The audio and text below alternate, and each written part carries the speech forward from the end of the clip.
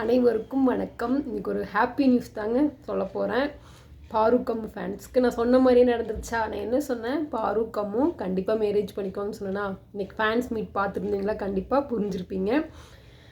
ஆமாங்க, நான் திரும்ப சொல்கிறேன். பாருக்கமும் ஃபேன்ஸ் பாருக்கமும் பிடிக்கிறீங்க மட்டும் இந்த வீடியோ பாருங்கள். பாருக்கமும் உங்களுக்கு பிடிக்கலையா நீங்கள் ஸ்கிப் பண்ணிடுங்க. ஓகேங்க. என்னென்னா பாருக்கம்மு ஃபேன்ஸ் மீட் அவ்வளோ அழகாக சூப்பராக நடந்துச்சுங்க. ஃபஸ்ட்டு பாரு தான் ஃபஸ்ட்டு கமருதீன் தான் வந்து பேசினாங்க. அதுக்கப்புறம் கொஞ்சம் நேரம் கழிச்சு தான் பாரு வந்தாங்க. இப்போ பாரு நடந்துகிட்ருக்கு.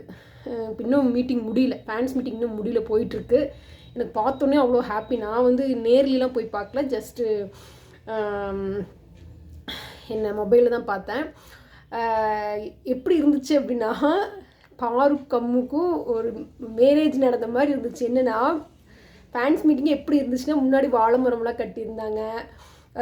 என்ன சொல்கிறது, ஒரு கல்யாண திருமண மண்டபம் எப்படி இருக்கும் அந்த மாதிரி ஒரு கலையாக இருந்துச்சு. ஃபஸ்ட்டு கமருதீன் தானே வந்தார். அவ்வளோ ஃபேன்ஸ் எல்லோரும் வந்து பாருக்கம்முலாம் கற்றுனாங்க. அண்ட் தென் வழக்கம் போல் கமருதீனுக்கு மாலையெல்லாம் போட்டாங்க வரவேற்கிற விதமாக. அப்புறம் கமருதீன்கிட்ட கேள்வி கேட்கும்போது அப்போ நிறைய எப்போ போல் வழக்கம் போல் பேசினாங்க. என்ன கவின் அவர்கள் ஃபோன் பண்ணி பேசினார் கம்முக்கிட்ட அந்த ஃபேன்ஸ் மீட்டிங்லேயே.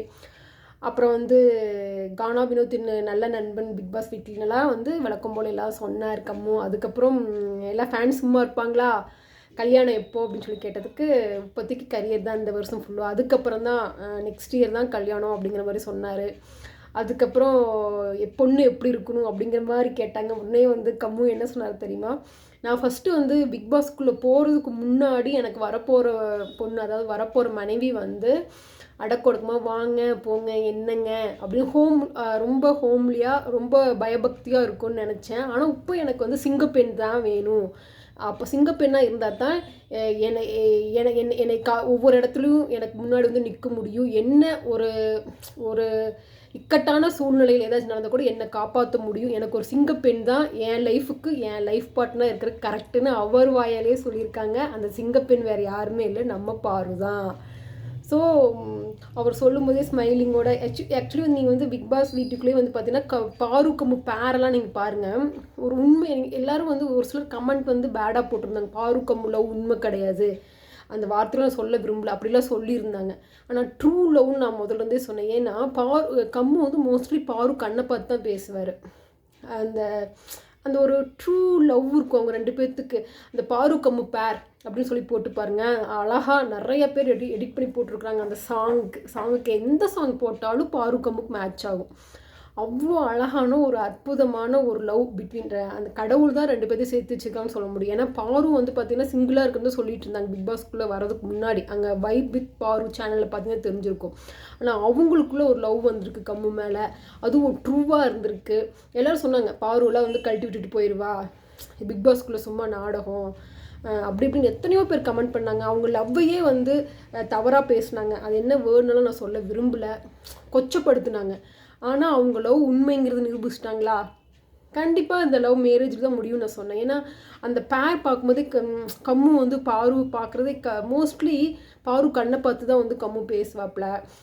ஒரு ரெண்டு பேர்த்தோட பார்த்துட்டே இருக்கலாம் போல் இருக்கும். ரெண்டு பேர்த்தோட பேரை வந்து பார்த்துக்கிட்டே இருக்கலாம் போல் இருக்கும். நமக்கு வந்து போரே அடிக்காது. அந்த சாங்லாம் நீங்கள் பாருக்கம்மு பேர்னு போட்டு பாருங்கள், நிறைய சாங்கெலாம் வரும். கண்டிப்பாக நீங்கள் அதை பார்த்தீங்கன்னா உங்களுக்கு அழகு. அவங்க ரெண்டு பேரும் ஒன்றா இருக்கும்போது அழகாக இருப்பாங்க. தனித்தனியாக இருக்கிறத விட அவங்க ரெண்டு பேரும் ஒன்றா இருக்கும்போது அவ்வளோ க்யூட்டாக அழகாக இருப்பாங்க. அப்புறம் ஃபேன்ஸ்லாம் என்ன கேட்டிருக்காங்க அப்படின்னா, நீங்கள் வெளியில் வந்ததுக்கு பாரு தான் காரணமா அப்படின்னு சொல்லி கேட்டது கம்மு இல்லை, நான் வெளியில் வந்ததுக்கு நான் மட்டும்தான் காரணமாக இருக்க முடியும், அது எப்படி நான் மற்றவங்களை சொல்ல முடியும், அது தவறு அப்படின்னு சொல்லி கம்மு சொல்லியிருக்கிறாரு. அதாவது பாரு விட்டு கொடுக்காமல் பேசியிருக்கிறாரு. அடுத்தது கடைசி வரலும் பாரு என் கூட ட்ராவல் பண்ணுவாங்க அப்படின்னு கம்மு சொல்லிட்டாப்புல. இதுக்கு என்ன அர்த்தம்? என் வாழ்க்கையில் இறுதி வரை என் கஷ்டம் என் துக்கம் என் சந்தோஷம் எல்லாத்துலேயும் எல்லா இடத்துலையும் பாரு என் கூட இருப்பாங்க. That's soulmate life partner.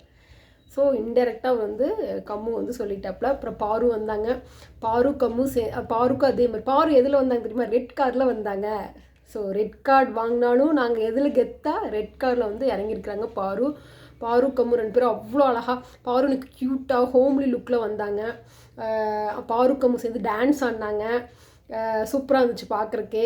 So நான் கூட மாலை கொண்டு வந்து கொடுத்தாங்களா, நான் கூட 2 பேர்த்து மாலை மாற்றிக்க சொல்லுவாங்கன்னு சொல்லி ஈகராக பார்த்துட்டு இருந்தேன். ஆனால் 2 பேர் தனித்தனியாக மாலை ஃபேன்ஸ் வந்து போட்டாங்க, பாருக்கும் போட்டாங்க, கம்முக்கும் போட்டாங்க. நான் கூட பார்த்துட்டு 2 பேர்த்து மாலை மாற்றிக்க சொல்லுவாங்க நாட்டிருக்கு, அப்படி பண்ணியிருந்தா கூட நல்லா தான் இருந்திருக்கும். ஏன்னா அவங்க காதல், உண்மையான காதல் திருமணத்தில் தான் முடியும். நான் ஏற்கனவே சொல்லிகிட்டு இருந்தேன், நடந்துச்சா இல்லையா?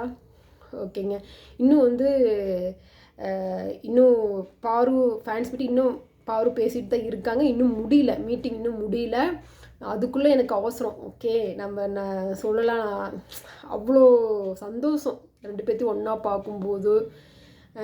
இது என்னென்னா, அவங்க கீழே கமெண்ட்ஸ் போட்டிருந்தாங்க. என்ன போட்டிருந்தாலும் விஜய் சேதுபதி வந்து கம்மு வெளியில் போகிறதுக்கு முன்னாடி நீ வெளியில் போனதுக்கு காரணமே பாரு தான் அப்படிங்கிற மாதிரிலாம் ரொம்ப ஓவராக பேசியிருந்தார்.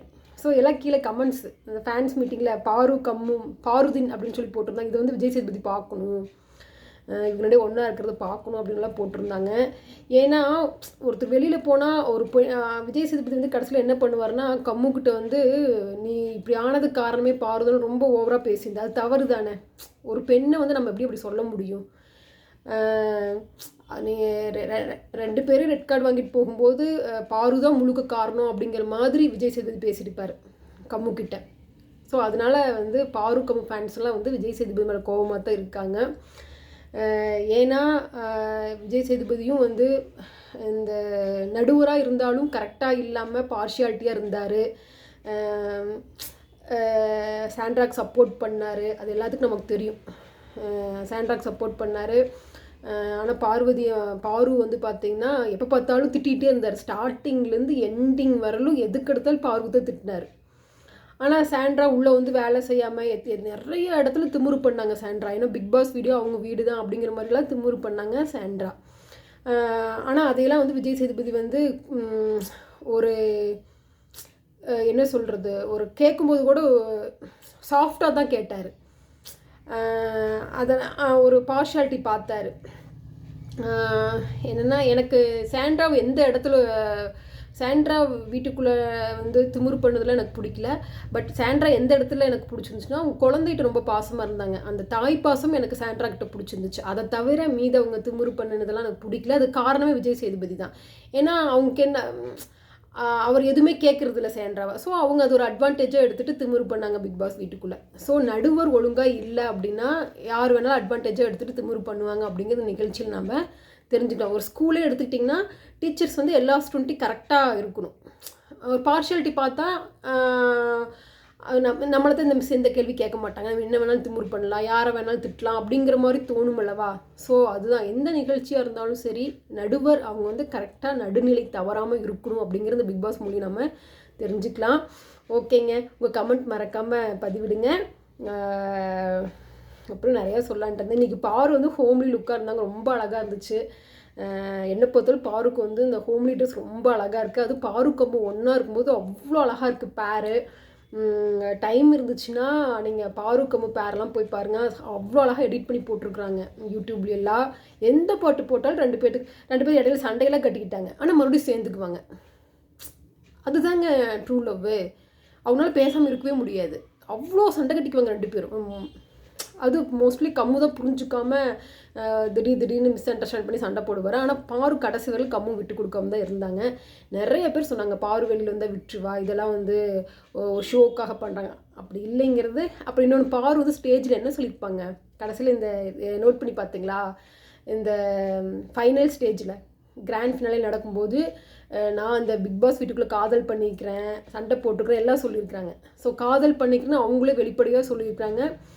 ஸோ அவங்க வந்து சும்மா அஃபெக்ஷனாக லவ்லாம் நான் பண்ணலை அப்படின்னு சொல்லலை, ஓப்பனாக லவ் பண்ணி காதல் பண்ணியிருந்திருக்கேன்னு சொன்னாங்க. அப்படின்னா அவங்க லவ் வந்து உண்மை தான். ஓகேங்க, உங்களுக்கு தெரிஞ்சது கமெண்ட் பண்ணுங்கள்.